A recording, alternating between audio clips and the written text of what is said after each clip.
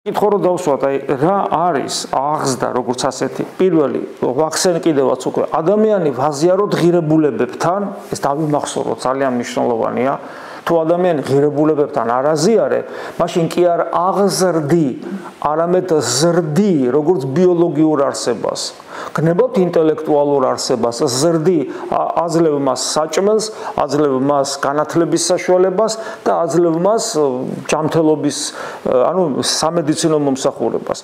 ეს არის ზრდა, ბავშვი იზრდება ამაში. მაგრამ აღზრდა ნიშნავს, რომ ბავშვი ვაზიაროთ ღირებულებებს ისე რომ არ დაკნინდეს ბავშვის თავისუფლება.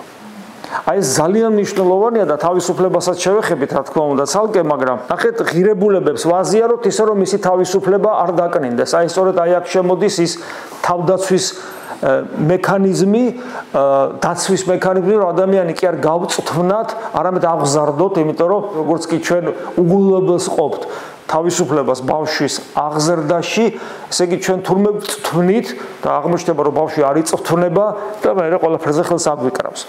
სანამ თავისუფლებას შევეხებოდეთ, რა თქმა უნდა, ჩვენ უნდა ვისაუბროთ ღირებულებებზე. შეიძლება ზოგადადაც ვთქვათ ღირებულებების შესახებ, აქცენტი გავაკეთოთ ქრისტიანულ ღირებულებებზე, მართლმადიდებლურ ღირებულებებზე.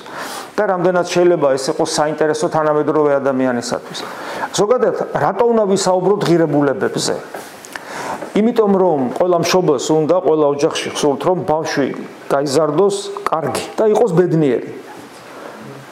და ქორწინდებიან ადამიანები, რას უსურვებენ ხოლმე ქორწინში. თქვენ ბედნიერები იყავით და ეს გამრავლდით და თქვენი შვილები რომ ასეთი კარგები გამოვიდნენ და რაღაცა. მაგრამ აქაც ტერმინოლოგიური გაგების აღქმის პრობლემა არის. ორი რამ, ესე იგი, მე მინდა რომ ჩემი ბავშვი იყოს კარგი და მე მინდა რომ ჩემი ბავშვი იყოს ბედნიერი. ღირებულებითი საკითხებია, რა თქმა უნდა. მაგრამ ახლა კითხო რა დავსვათ, კი, მაგრამ რა არის კარგი და რა არის ბედნიერი? ეხო ვიცით, კაცო, შეიძლება ადამიანმა არ ვიცით.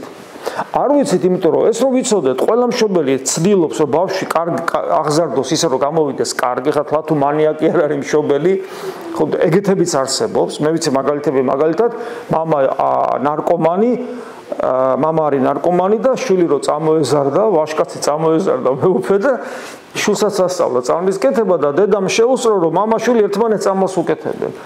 ხო, ანუ ეს მანიაკალური მიდრეკილებები აქვს ზოგიერთს ესეთი. უფრო მეტი არის კიდე შეიძლება წამოს, არა, გინებას ასწავლო. ხო, ბავშვი გინებას უფრო მასიურია, ხო. ახე რა ბიჭი მეზდება რა, იგინება, ხო, აი. ანუ მე ვგულისხმობ ნორმალურ შემთხვევას, როცა მშობელს მართლა უნდა რომ შვილი აღიზარდოს, რომ ისე რომ იყოს კარგი და უმრავლესობა იმედია ასე ცდილობს და აკეთებს და ამავე დროს შვილი იყოს ბედნიერი. თუ გადავხედავთ ახლა სტატისტიკური მონაცემები არა მაქვს, მაგრამ საქართველოში სტატისტიკური მონაცემები მე ვფიქრობ ძალიან მძიმეა.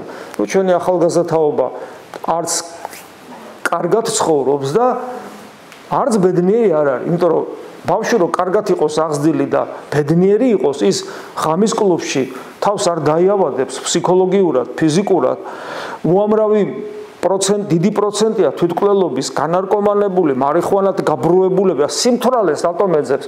სიმთვრალეში რატო სურს ადამიანს მყოფობა? იმიტომ რეალურ ცხოვრებაში ის არც ბედნიერია და შესაბამისად სიმთვრალეს უკვე მოძდებს, თავისთავად მოძდებს ყველაფერისასაც ცუდს ვეძახი. აბა რატო ხდება, რომ ესე ყველა მშობელი ცდილობს, რომ ბავშვი იყოს კარგი და ბედნიერი და შედეგი ცუდია, იმიტომ რომ მშობელმა ხშირად თავად არ იცის რა არის კარგი და რა არის ბედნიერება. იმიტომ რომ ეს არის ღირებულებები, რომლის სიღრმისეული გაგების გარეშე თავად მშობელს არ ეცოდინება რა ეს რა არის, ვერჩილს გადასცემს. დაახლოებით ესეთი რაღაც მასიურად იყო საბჭოთა კავშირში, ოჯახებში. მაგალითად ეხლა მე მახსოვს, რომ ჩემი მშობლები ურწმუნოები იყვნენ, ბებიები, ბაბუებიც ურწმუნოები იყვნენ, პედაგოგებიც ურწმუნოები იყვნენ, მეზობლებიც, ანუ ყველა ურწმუნო იყო, ტოტალური ათეიზმი იყო ჩემს გარშემო. ზოგადად ათეიზმი ტოტალური იყო საბჭოთა კავშირში, მაგრამ ვიღაცას იქ ბებია გამოუჩნდებოდა, იქ დეიდა გამოუჩნდებოდა, რაღაცა მეზობელი მაინც ან მასწავლებელი სადღაც, მე არავინ. ამიტომ მე ვიცი ეს რას ნიშნავს ტოტალური ათეიზმი. მაგრამ ეს ტოტალური ათეისტები ჩემს გარშემო, ოჯახით, სკოლა, ყველანი მასწავლებლები რომ კეთილი ყოფილიყავი, კარგი ყოფილიყავი და შემდეგ, მაგრამ ამ გადასახედიდან რო უყურებ, რა უსუსური იყო ეს ყველაფერი, იმიტომ რომ რას ნიშნავს კეთილი იყავი და კარგი იყავი. გესმით?